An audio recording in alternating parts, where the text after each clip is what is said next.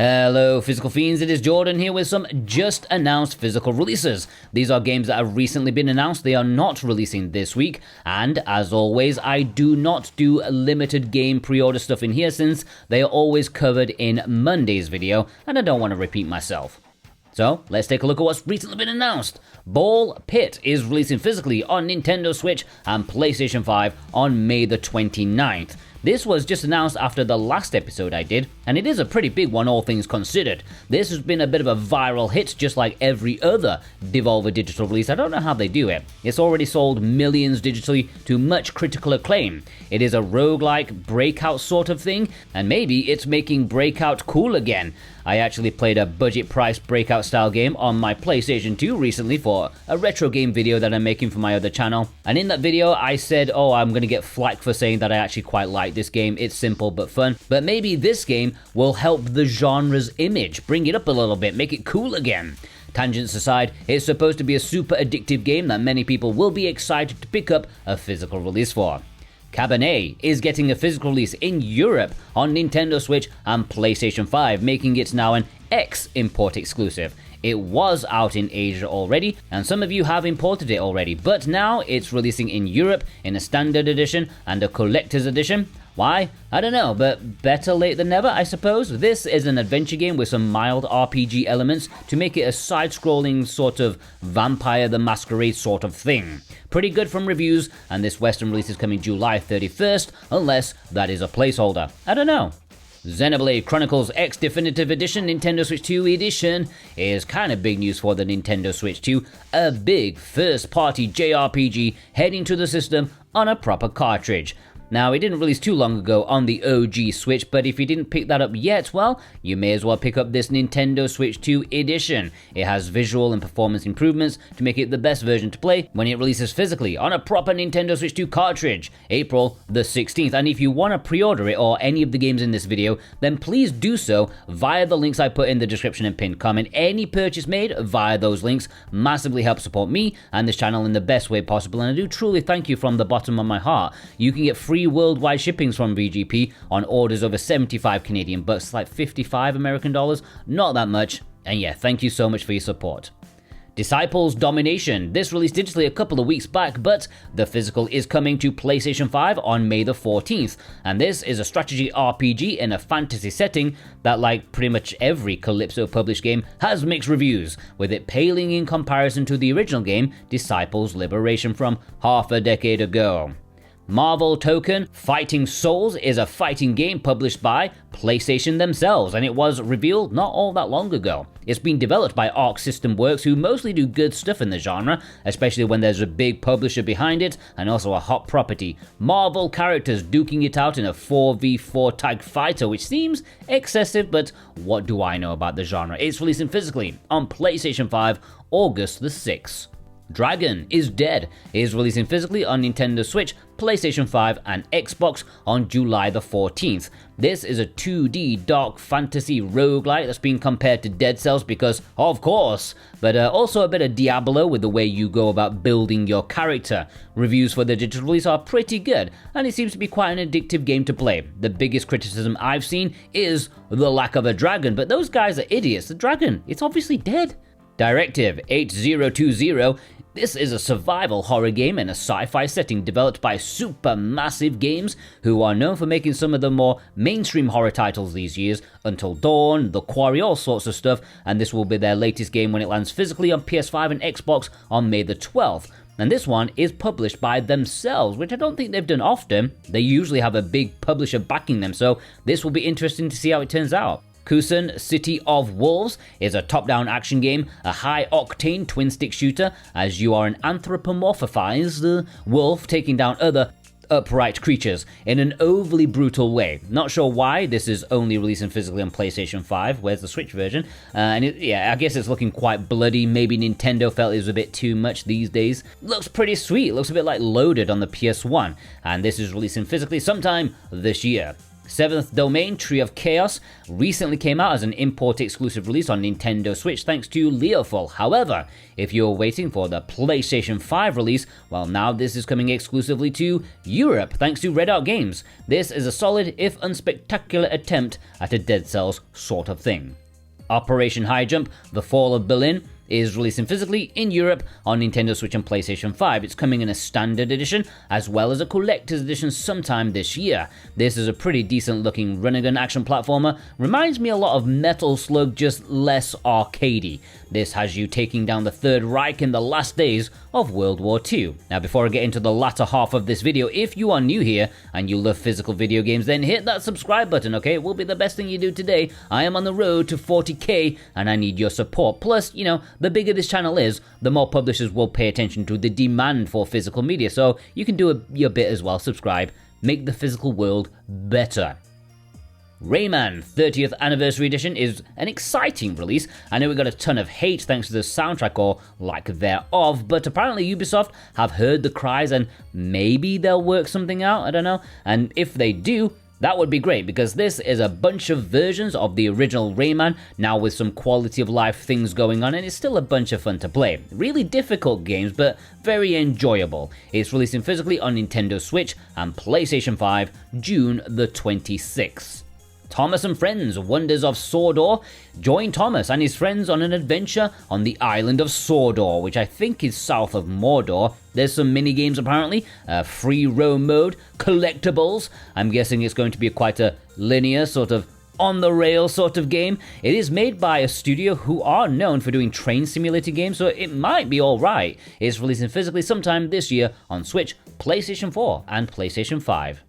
Trails in the Sky, second chapter, was very recently announced for a physical release, officially this time with a nice little surprise. It's coming physically to PlayStation 5 and Nintendo Switch, but not only that, but Nintendo Switch 2, thanks to a Switch 2 edition. So it's a proper cartridge. It's been handled by PM Studios in the West, and although the standard editions aren't available for pre-order, there is an expensive collector's edition available through their new web store, although you only have until March the 8th to pre-order it. I will mention the game once again once the standard editions are available for pre-order. SAEKO Giantess Dating Sim is getting a physical release on Nintendo Switch in North America on August the 7th. This is such a Serenity Forge sort of game that the moment I saw the Japanese physical announcement, you could sense the incoming Serenity Forge North American one. It is a psychological horror visual novel. Of course, this colossal edition comes with some nice extra goodies, and the game itself is supposedly very good. Sniper Dan is getting a physical release on Nintendo Switch and PlayStation 5 sometime this year. This is not a game about no-scope 360 headshots, oh no, it's more like a puzzle game where you solve problems from a distance. It's actually a really neat idea. I do wonder what the age rating it will get though. It's supposed to be a family-friendly game, but you are wielding a sniper with actual bullets. Moving on from the main consoles, a quick look at the Evercade, which has some new announcements. Evercade Activision Collection 2 is one for the truly old school. This is a collection of 15 Atari 2600 games published by Activision, who many consider to have been the best developer for that system. Of course, not all of them will hold up too well to this day, but it is an interesting historical piece, and it includes Stampede, who many people feel is the best Atari 2600 game. This is releasing on Evercade consoles April 30th. Evercade Mega Cat Studios Collection 3. This includes 10 games that are actually modern games, just retro in style.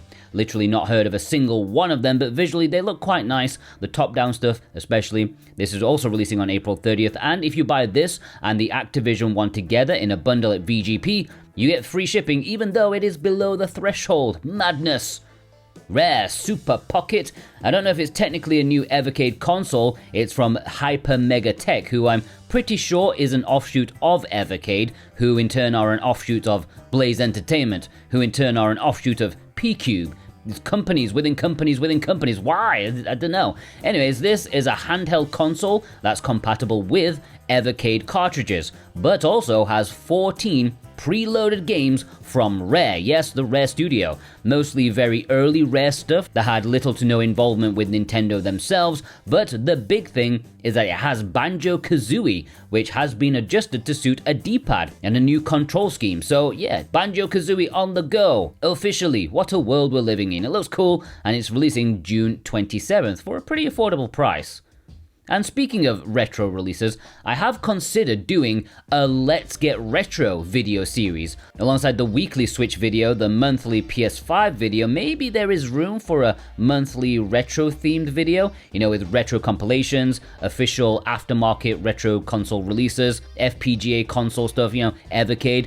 However, as much as I prefer retro games to modern games, I don't really follow news or know of the major outlets that sell this sort of stuff outside of limited run. So firstly, if anyone wants to do a Tim and basically let me pay you to make a monthly retro game video with my voice on it, get in touch, or let me know where I should find news, some major websites. Please let me know about that too. Where should I sponge information from to make a good comprehensive video on a monthly basis? Which newsletters should I subscribe to? Alright, let's take a look at some recent import announcements. These are games that so far only have an Asian or Japanese physical release with English, but since there's always time, keep in mind a Western physical could be announced at any point really.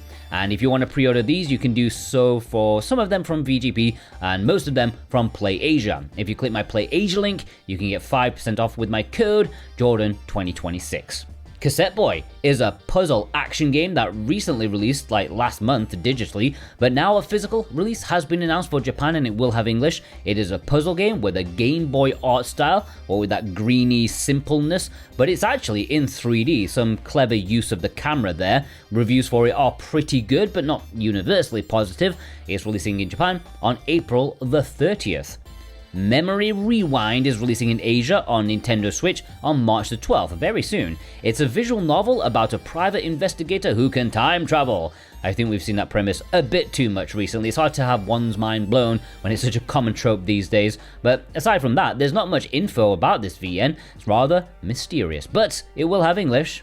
Moomintroll, Winter's Warmth. Now, while I can't 100% say this Japanese release has English, I'd say it's 99% likely unless there's some shenanigans at hand. But anyways, this would be the second Moomin game available on the Nintendo Switch, which is not something I would ever thought I'd say, but it looks pretty sweet. It's coming in a standard edition as well as a limited edition on July the 30th.